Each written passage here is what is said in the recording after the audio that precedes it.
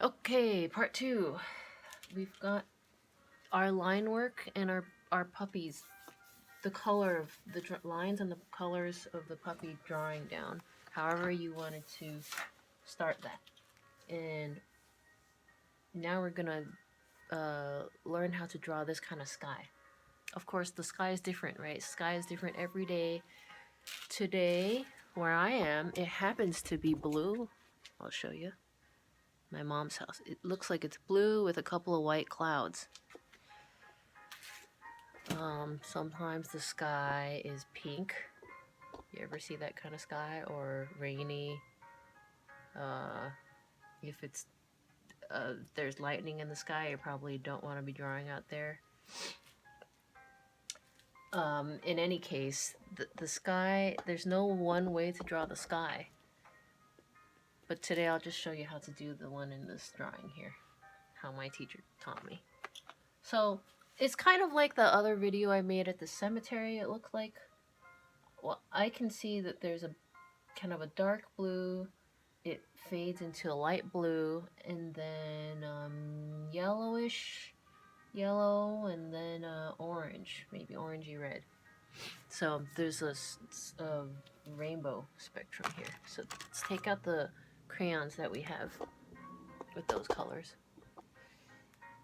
Dark blue? Oh, I can't find light blue. That's fine. I probably dropped it somewhere. So what we want to do is just press lighter. Don't press as hard, and the dark blue will be light blue. We've got yellow and orange. Orangey. I don't really see red, so let's not put the red. But there's kind of a little bit of red in the sun. Just a little bit. It looks like an orangey red, right? Okay. Alright, if we start at the top here. Start at the top or the bottom. Start at the top. You might want to press a little harder. Don't press so hard that you break your crayon or mark up your mom's table or whoever, the school, the park. I don't know where you are at. Unless you want to, but you don't need to. Here, you've got a darker blue up there, right? And you're practicing your shading skills by lightening up the pressure of your hand to make that kind of fade. Can you do that? How does that feel? Try pressing really light. And some people don't like to do this, but I do this where I kind of, sometimes I let my pinky be touching the paper lightly to help me control my hand. And maybe, I don't know, want to try that, see how it feels for you. And I'm mixing in this other kind of blue here, also somewhat lightly, as I move further down the sky here. It's a different kind of blue. It looks a little more tealish green to me. I guess this is what they might call Prussian blue. Oh, I messed up a little. It's fine, it's fine. Just roll with it, just roll with it. Maybe this is what this drawing wanted to be. So, when you've got most of the sky with a blue and it's a light fade down, don't touch the bottom. There's no blue here. I can see that the yellow starts to appear here. There's some yellow. And whether you're looking at a picture of the sky or the actual sky, just see what colors you see and then put them down onto the paper where they happen to be. And the sky will be moving. It's constantly in flux. It's constantly moving. And that's fine. So just draw how you want it to look or how it feels to you in that moment. And let the drawing do what it can do for you in that moment. So I'm putting down yellow now. I'm putting down the yellow where there is white paper, but I'm also blending it into the blue a little bit.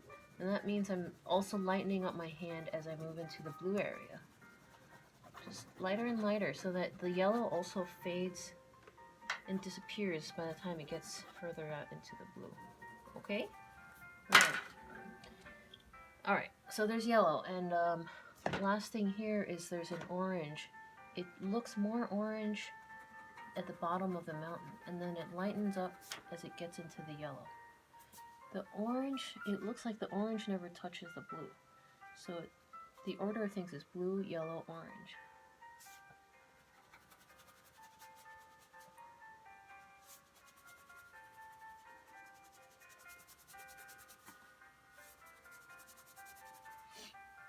There we go. And the mistake that I made here. The sun is orange, right? It's kind of orangey red, so do that. And put the orange and then add a little bit of red. What I kind of, the mistake I made here, and see if you can, I don't know if you can, I should have changed, okay, whatever. Add a little bit of orange coming out from the sun so that it's like darker near the sun and then it fades as it goes outwards. This is like the sun emanating light.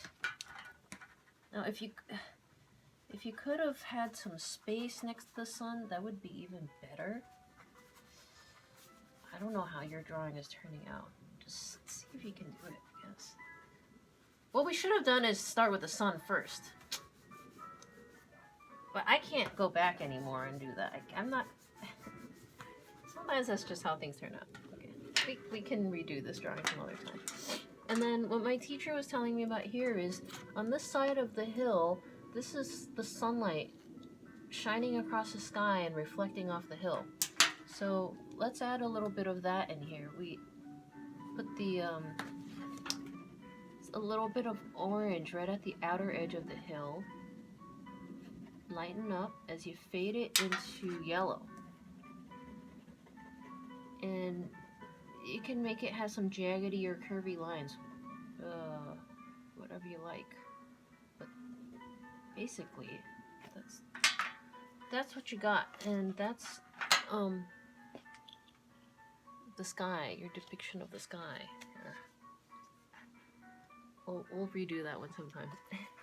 Although I like the way it turned out. I like it. And let's move to part 3 of the video. I'm gonna split it up though. So next video, next section, part 3, we're gonna draw the flowers.